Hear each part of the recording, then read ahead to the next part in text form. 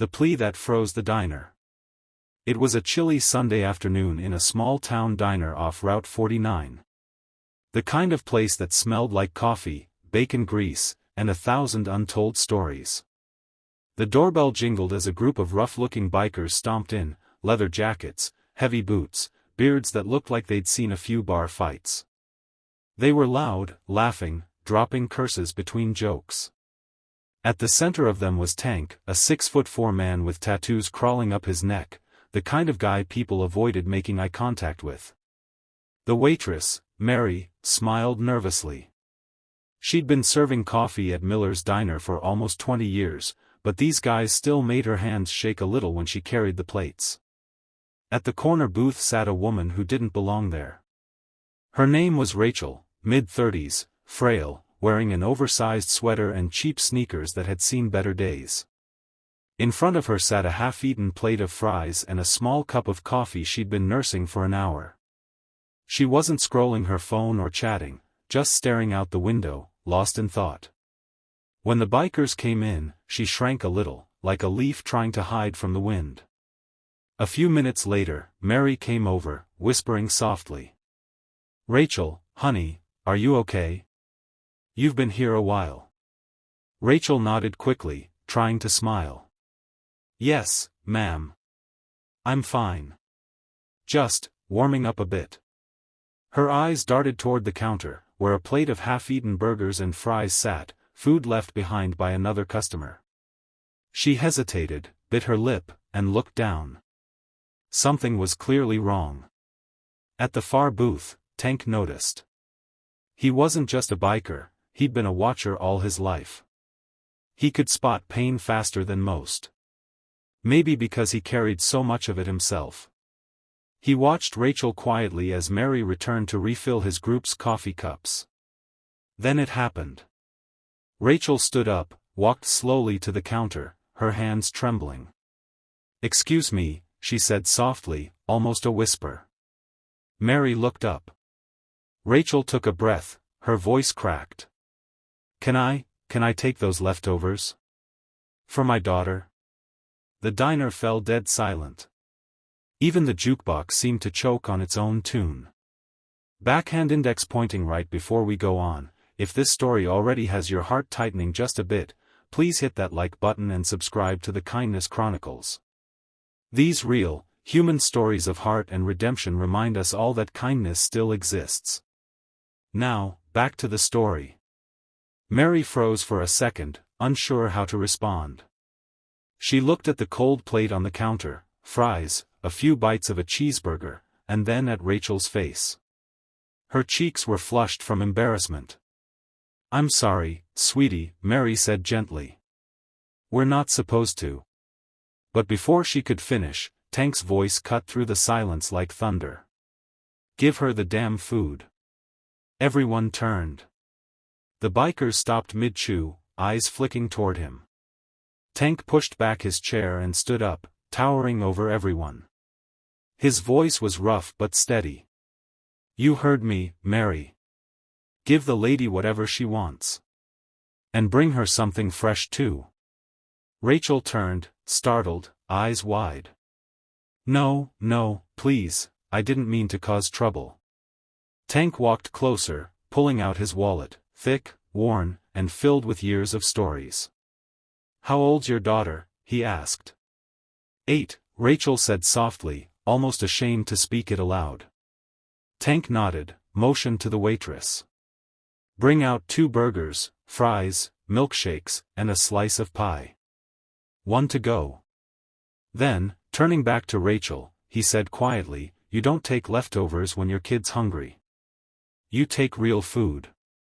Rachel's eyes filled instantly. "You don't have to." "I know I don't," Tank interrupted. "But I want to." The bikers stared. Tank wasn't known for kindness. He was known for breaking noses, not paying for strangers' dinners. But there he was, paying, waiting, and asking no questions. When the food came out, he handed the bag to Rachel himself. She took it with both hands, tears streaming down her face. "I can't thank you enough." Tank just nodded, a faint smile tugging his scarred cheek. Feed your little girl. That's thanks enough. She hesitated, as if wanting to say more, then she turned and hurried out the door. Tank stood there for a long time, staring after her. Something about her face, something familiar, deep in the memory he thought he'd buried forever. Outside, the cold wind howled through the parking lot. Rachel disappeared into the distance, a single mother clutching a paper bag of hope. But what Tank didn't know was that this small act of kindness would soon pull him into a past he thought he'd escaped. A truth that would shake the entire town. The face he couldn't forget. 2 days later, the diner was quieter. The bikers were gone. Tank sat alone this time, no laughter, no group. Just him and his thoughts. He couldn't stop thinking about the woman, Rachel, and her words. Can I take the leftovers for my daughter? It wasn't just the words. It was the look in her eyes, the same look he remembered from a hospital room 15 years ago. The same look his sister had before she died. Tank hadn't seen his sister, Laura, since she was 19. Their family had fallen apart, drugs, foster homes, violence. Tank had run off, joined a motorcycle club, built a wall around his heart. He hadn't looked back. But before she died, Laura had given birth to a baby girl, and Tank had never found out what happened to her. That thought kept gnawing at him. He finally asked Mary, that woman who was here Sunday. Rachel. She live around here? Mary hesitated, surprised. Yeah, I think she's staying at the Old Ridge Motel by the highway. Why? Tank didn't answer. He just stood up, dropped a $50 on the counter, and left. That evening, as the sun dipped low, he pulled into the motel lot. The neon sign flickered, vacancy. Room 12. The curtains were thin. Through them, Tank could see Rachel sitting on the bed beside a small girl, thin, pale, hair messy from sleep. They were sharing a sandwich. He knocked gently. Rachel opened the door halfway, alarmed. Oh, you're the man from the diner. Tank, he said, nodding. Just wanted to check in. You two okay? Rachel hesitated, then smiled faintly. We're managing. Thanks to you. But as the little girl peeked from behind her, wide green eyes, a small birthmark on her neck. Tank froze. His chest tightened. That birthmark. It was the same one his sister had. Rachel noticed his expression. You okay? Tank swallowed hard. What's your daughter's name? Lila, she said softly. He stepped back, as if the air had been punched out of him. Lila. Rachel frowned. Yeah. Why? Tank looked at her, tears welling up behind those hardened eyes.